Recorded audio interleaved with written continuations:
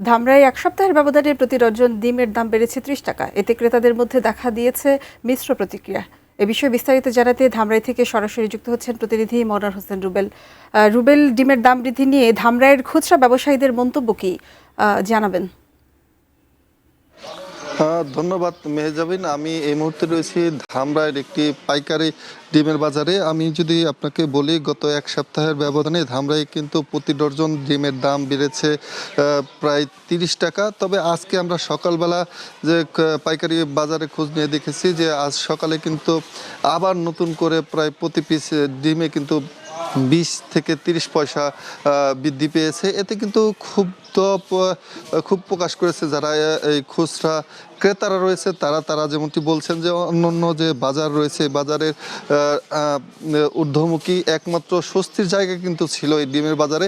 তবে হঠাৎ করে এই ডিমের বাজার বৃদ্ধিতে তারা কিন্তু অসন্তুষ্ট জানিয়েছে। আমরা কথা বলেছি পাইকারি বাজারে, তারা যেমনটি বলছেন যে বর্তমানে যে পরিবহন কস্ট এবং তা বৃদ্ধি এবং যেহেতু প্রচণ্ড গরম এবং লোডশেডিংয়ের কারণে কিন্তু উৎপাদনও কমে গেছে এবং এই যেহেতু ডিমের সংকট দেখা দিয়েছে সেই ক্ষেত্রেই তারা এই দাম বৃদ্ধি পেয়েছে বলে জানিয়েছে। আমি কথা বলেছি যে প্রান্তিক খামারিরা রয়েছেন তাদের সাথে, তারা যেমনটি বলছেন যে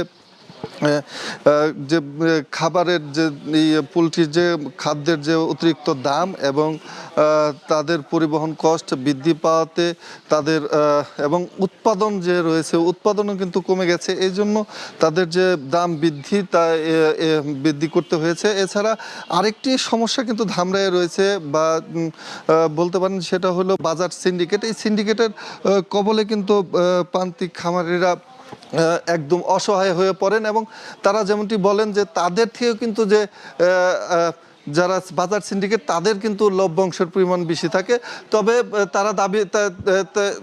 তারা দাবি জানিয়েছেন যে বাজার মনিটরিং কিন্তু দাবি জানিয়েছেন।